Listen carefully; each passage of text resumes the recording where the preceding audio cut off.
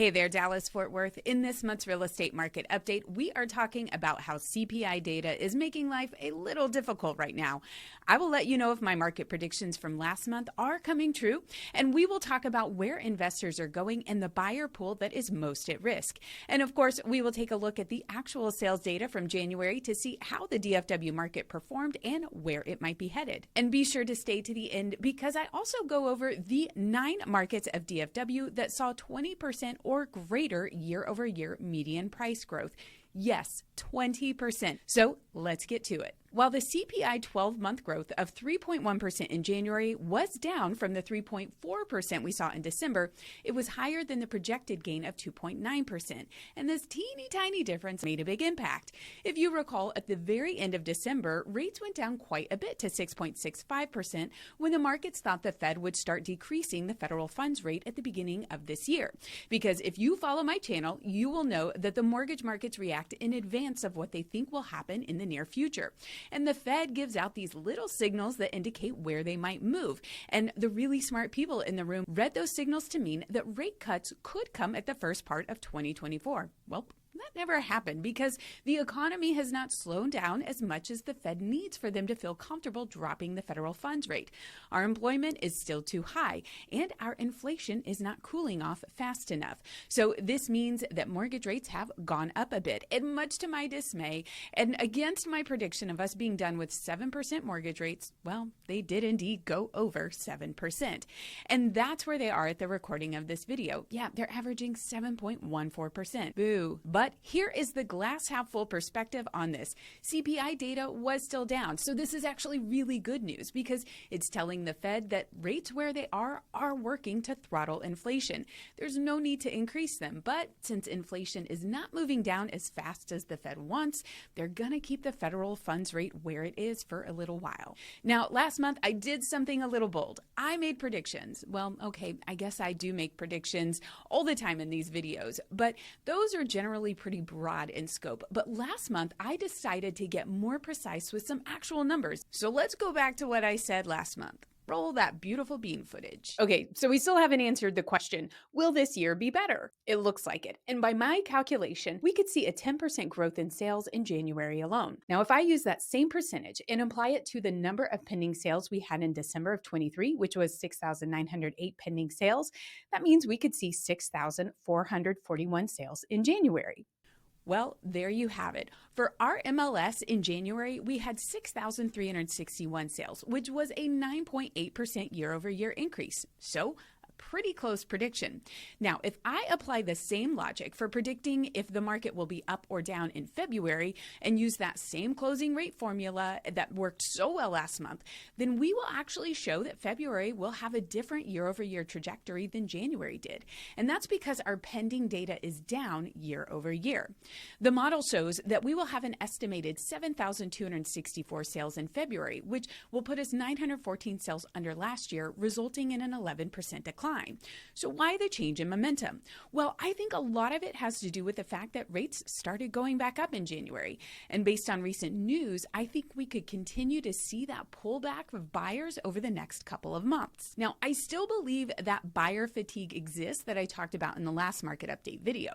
But with so many predicting rate drops are just a few months away, I can see a buyer saying to themselves, well, I've waited this long, a few more months for a better rate won't hurt. And since rates aren't projected to start going down until about midsummer at this point, well, it might be a quiet spring with a big summer boom. So we will check back next month to see if the model is right a second time in a row. You know what they say, once is a fluke, twice is a coincidence, 3 times a pattern. Now, moving from rates and over to some news on investors. According to Redfin, investors bought 26.1% of low-priced homes sold in the U.S. in Q4 of 23. It's the highest share on record since this data has been collected starting in 2000.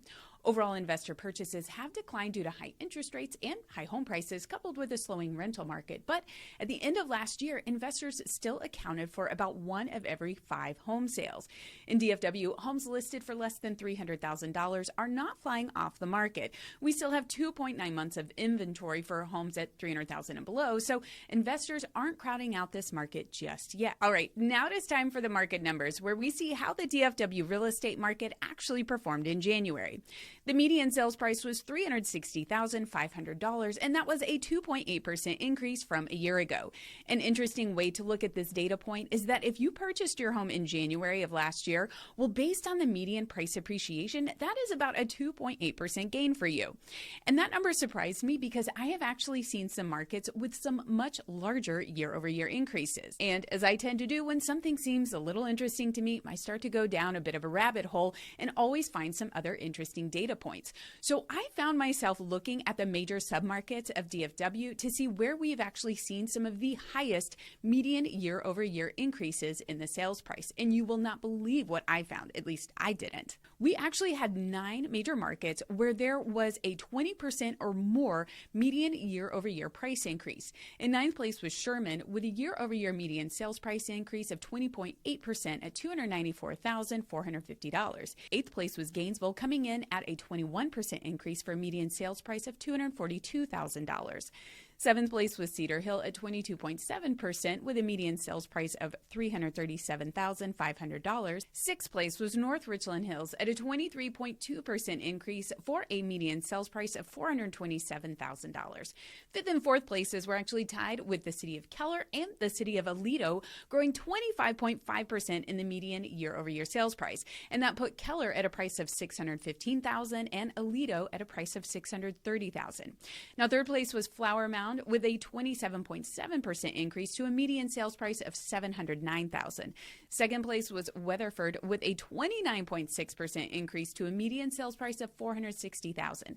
And 1st place was University Park with a staggering 42.9% year-over-year median sales price with an increase to $2.6 million. Yeah, did you also pick up on the fact that the luxury markets are doing incredibly well? Now, if you are just learning about the DFW market and want more information on these submarkets, click on the map link in the description of this video and you can access this map and see homes for sale in each of these areas. Okay, let's get back to the rest of the numbers. New listings went up month over month and year over year to 12,111 new listings. The overall number of homes for sale went down again month over month to 27,851 listings.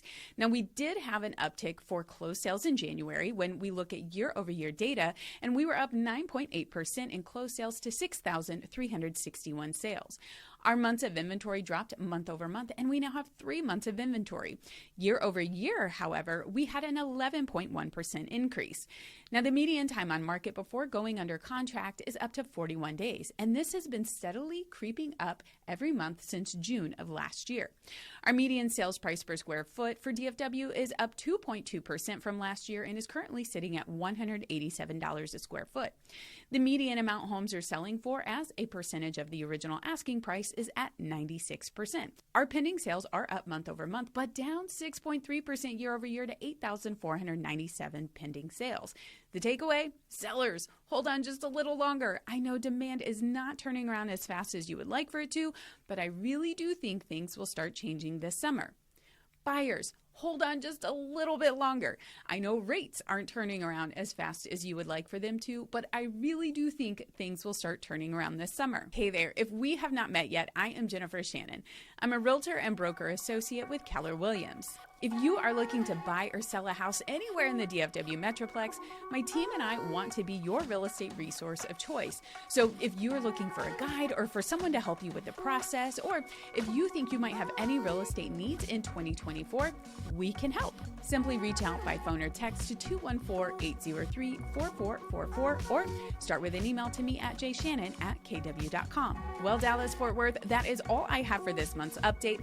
I look forward to updating you next month on all that's happening right here in our real estate market. Hey, if you like being in the know about what is happening with real estate in DFW, be sure to like this video and subscribe to this channel. I'll see you next time. Bye.